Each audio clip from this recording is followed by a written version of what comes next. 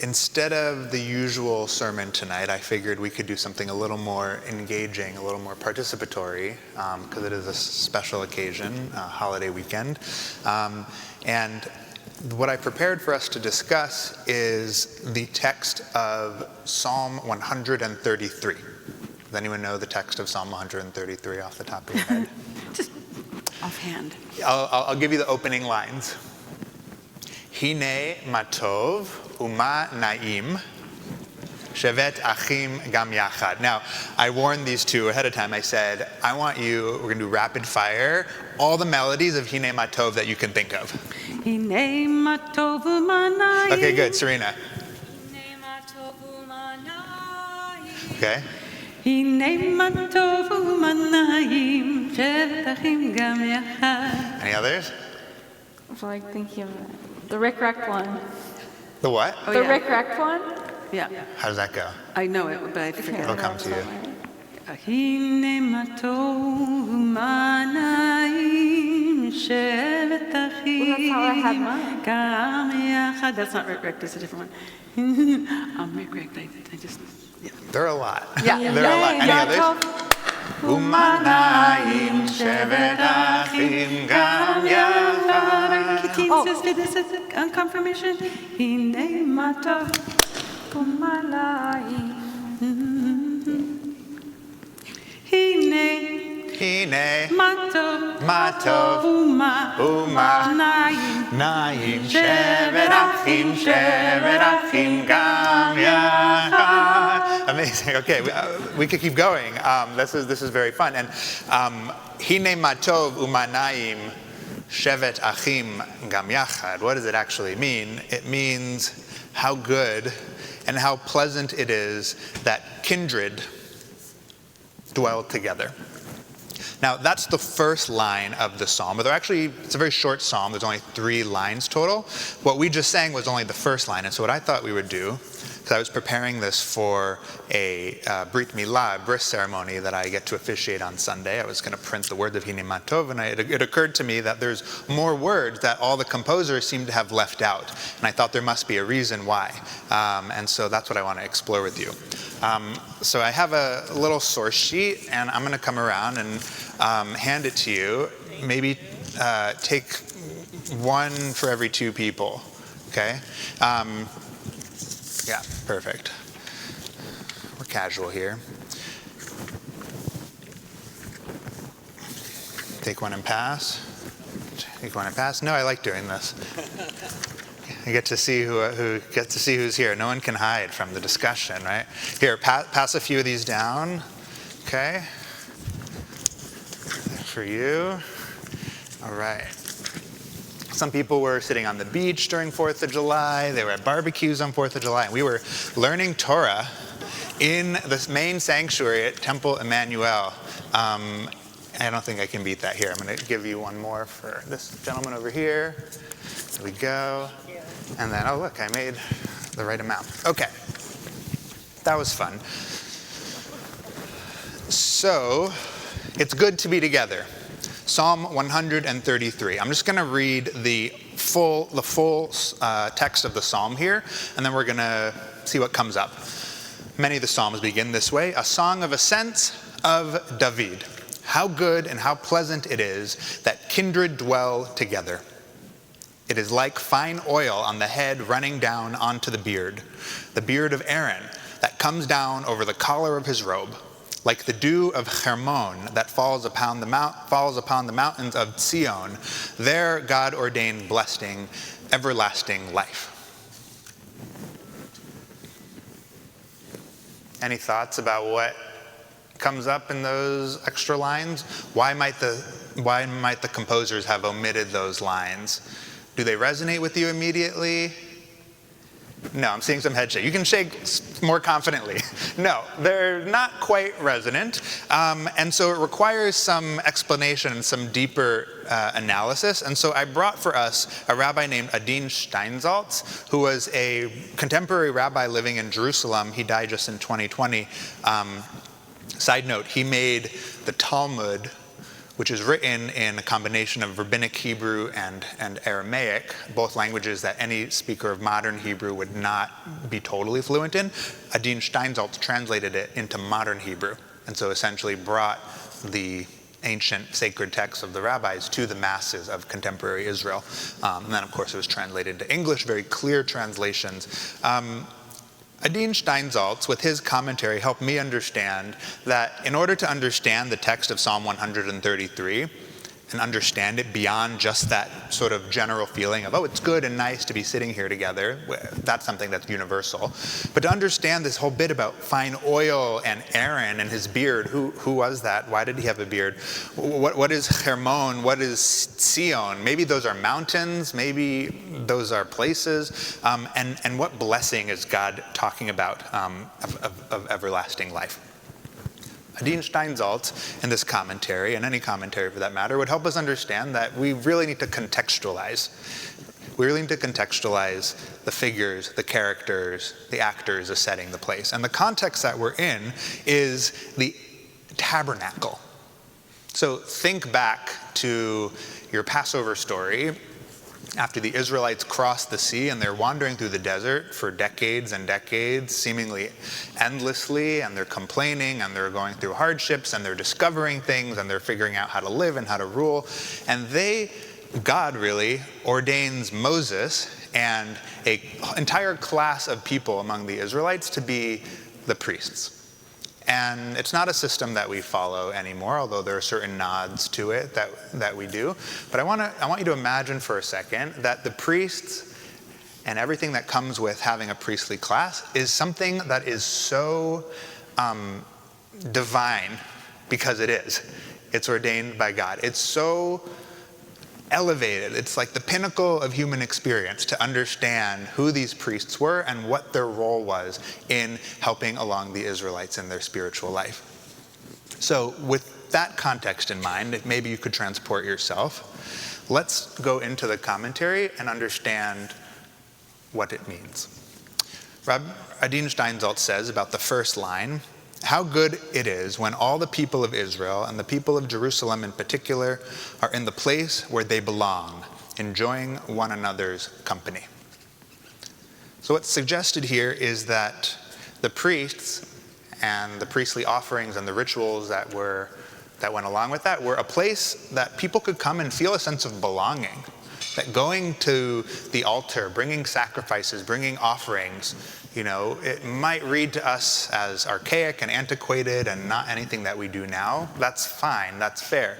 But for the Israelites at the time, to be doing anything with the priestly class was something of a feeling of belonging and a feeling of purpose.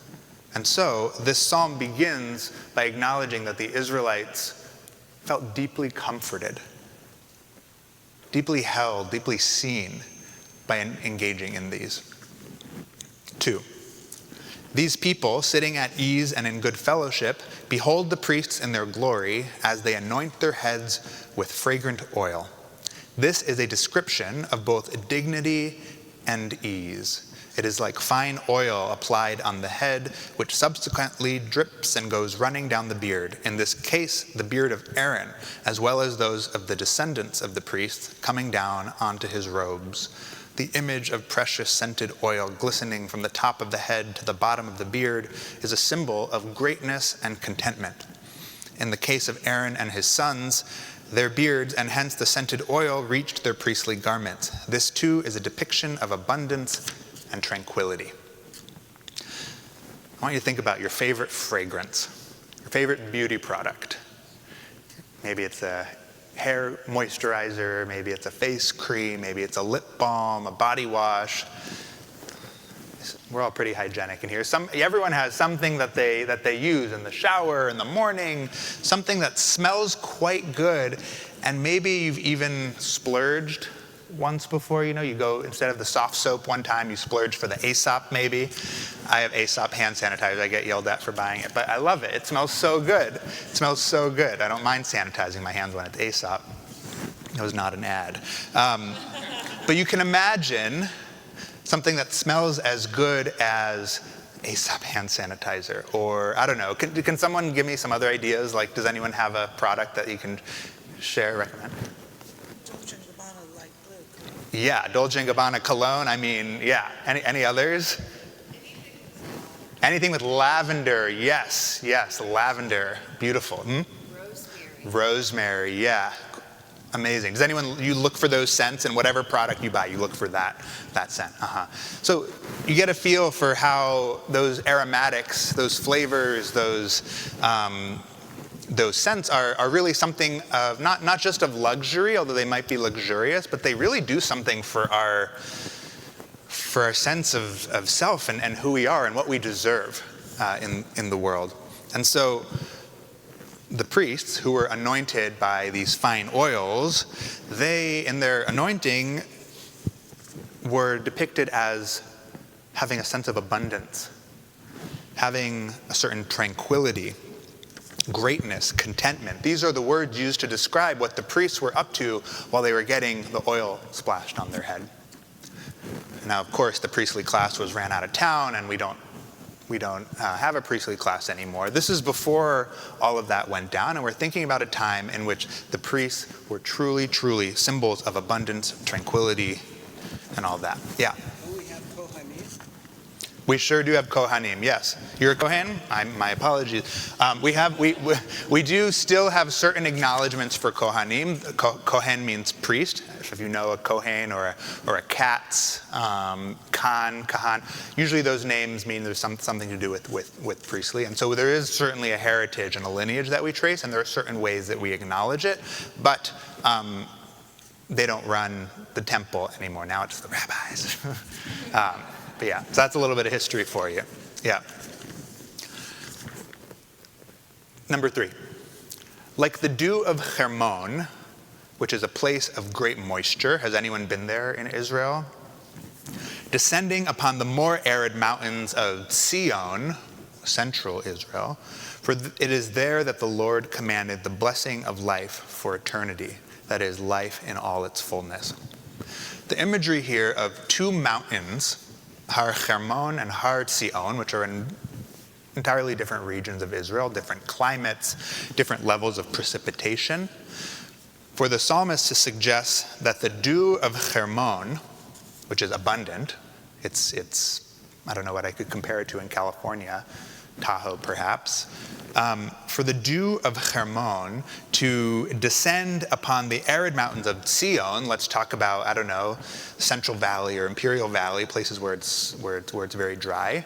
What it's suggesting is that how good is it to be together? The way it feels is like the rains and waters and dew of a place that's far away, far from here, is falling on the parched, dry land that we sit on. So what I hope this little exercise illustrates is that Hine ma tov u'manayim, shevet achim gam yachad. It's good to be together, and what the tradition wants us to do is create imagery and metaphors and understandings for how good is it to be together, for how good it is to be together. So now's the time where you turn to someone next to you, someone you came with, or maybe someone you didn't.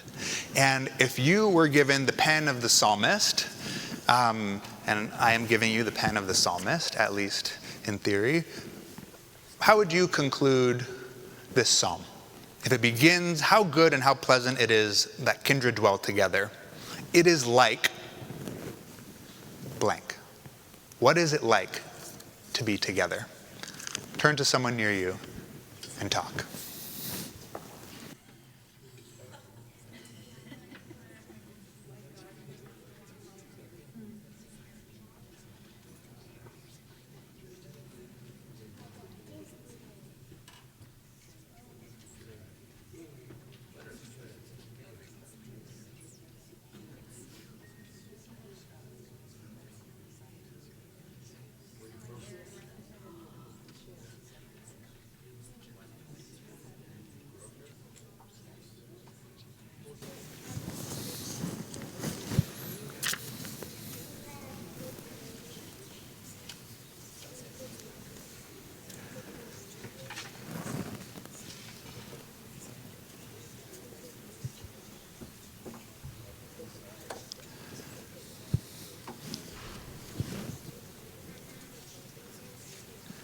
I would love it if a few of you could share what came up. Just raise your hand, I'll come over to you and I'll announce it. Sitting by the fire in winter. Sitting by the fire in winter. How good is it to be together? It's like sitting by the fire in winter. Yeah. What'd you say? The best parents in the world? Yeah. Wow. Don't be embarrassed. That's such a... How good is it to be together, surrounded by your parents, and dare I say, your brother? Yes. What else? Maybe one or two more? Look, I'm coming down the aisle. Yes? Wrapping our sister in a warm blanket. Sister? Oh, wow. All the sisters? Oh, my gosh. How good is it to be together? Sisters. Incredible. One last one. Serenity. Oh, did I just eavesdrop? Was that an answer? Oh, serenity. How good is it to be together? So on this July 4th weekend, 2025, where we are dwelling together here in this exquisite main sanctuary, look at the light pouring in. Being good, it's good to be together. It's like sitting in the main sanctuary of Temple Emanu-El with people that we've known for many years, maybe decades, some people that we've maybe never seen before in our lives. But nonetheless, we create something quite sacred. It's like the psalmist wrote in Psalm 133.